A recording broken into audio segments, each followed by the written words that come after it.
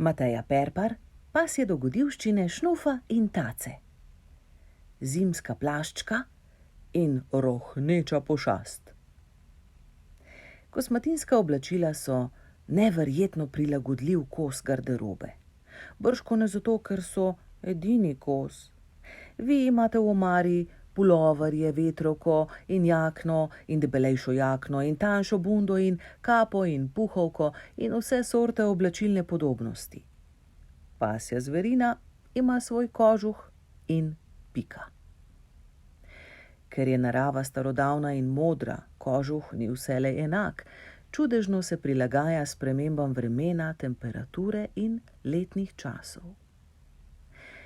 Nima smisla zanikati, da gospoda, Šnuf in Taca živita precej človeško življenje. Polegata po posteljah ali kavču, se občasno okopljeta. Šnuf: "Mene ne omenjaj, sramota pa taka." Pozimi pa grejeta ob radiatorjih ali žerjavici v kaminu. V resnici torej ni potrebe po debelejšem naravnem odevalu. Toda narava ve, kaj se dogaja, sledi ohlajanju zemlje in zraka in pasja prijatelja vsako zimo ogrne v gostejša kožuščka. Šnufov žimasti kožuh postane mehkejši, med žičnato zunanjo zraste puhasta notranja dlaka, zaradi katere se psiček nepoučenemu obiskovalcu lahko zdi skoraj prikupen. Neugnanega, ostrega, terjerskega značaja se, kot je bilo nekoč že omenjeno, skozi dlako namreč ne razloči. Taca, ki je poleti slamnato rumene barve, se v hladnem letnem času obda z angelčkastim belim sijem. Tudi on postane širši in nežnejši, primernejši za crkljanje.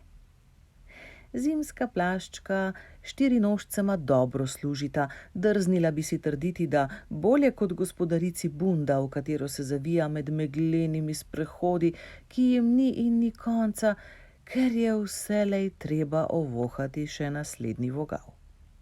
Nato pa mraz mine in lepega dne napoči pomlad. Iz zemlje priklijejo zvončki, trobentice in, kar je še te osladne pomladne močvirnate robe, sončni žarki se okrepijo in kožuha postaneta pretopla. "Srbi me," se pritožuje Šnuf, ko zjutraj prileze izpod odeje. Kar na postelji dvigne zadnjo taco, zvije život in se popraska. V snopu jutranje svetlobe, ki lije z okna na posteljo, zaplešejo dlake in prašni delci. Gospodarica kihne. "Dol!" zamahne z roko ter pomete s postelje psa in njegove sestavne dele. Psiček užaljeno se stopi in se na preprogi znova počoha. Krempeljci sprožijo eksplozijo dlak, ki se sprva divje zasučejo po zraku, nato pa spokojno poležejo po tleh. Šnuf se neha praskati in povoha krempeljce. Gospodarica zmaje z glavo. "Skrtačiti vaju bo treba. Gremo dol na teraso." Nožice zacopotajo po stopnicah. Ob vznožju srečajo še dva para tac. Te pripadajo Taci in so spale na preprogi v dnevni sobi. Čeprav tam ni bilo tako vroče, se tudi rumena zverina v svojem zimskem oblačilu pregreva in strastno prasklja. Na temni preprogi so kupčki mehke rumeno-bele preje. Če bi se kje našla kakšna sinička, bi bila vsa blažena ob misli na možnost prvovrstne izolacije gnezda. Gospodarica nima namena gnezditi. Z okenske police vzame pasjo krtačo. Psa se poženeta na teraso. "Jaz prvi!" zabevska Taca, ki uživa v krtačenju. Zavali se svoji človeški materi pod noge in nastavi trebuh. Gospodarica počepne in začne vleči s krtačo vzdolž psa, malo po trebuščku, malo po hrbtu, čez boke in znova po trebuščku. Taci tako prija, da sanjavo mežika v sonce in se smehlja. Idilo prekine Šnuf, ki ljubosumno zarenči, šavsne taco v hrbet in se, ko pasji prijatelj ogorčeno odskoči, zlekne na njegovo mesto. Taca grdo gleda, nato se strese in začne valjati po travi. Gospodarica hihitaje čoha in vsakih nekaj potegov očisti krtačo, poleg nje se nabira rumeno-belo-siva kepa. Kje ste, seničke? Pa kaj govorim, dlake je dovolj za štorklino gnezdo, mogoče celo za arheopteriksa.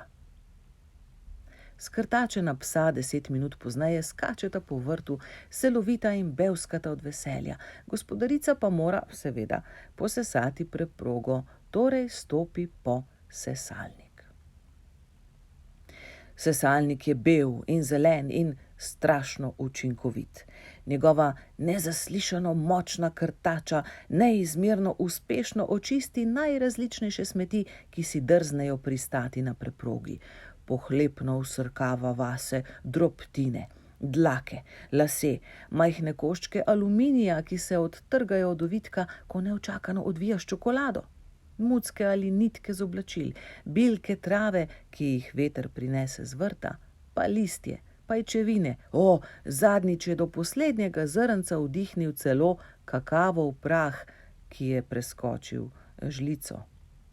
Fajn naprava. Samo psa ga res ne marata. Ko gospodarica vključi sesalnik, Šnuf in Taca prenehata veseljačiti po vrtu in prišpičita uhlje. Pozor! V hiši se je zbudil sovrag, treba mu je izprašiti, kako bi se reklo, vrečko. Gospodarica potegne po preprogi, za krtačo se riše sled čistoče. 20 ponovitev in preproga bo kot nova. Toda ne, vmešata se togotni Taca in strašljivi Šnuf. Pardon, ampak morala sem zapisati strašljivi, da je bolj napeto. Sesalnik neupogljivo nadaljuje z delom, medtem ko ga Taca grize v krtačo, Šnuf pa napada cel. Kdo bo popustil? Brni krtača. Ne popuščata bojevnika.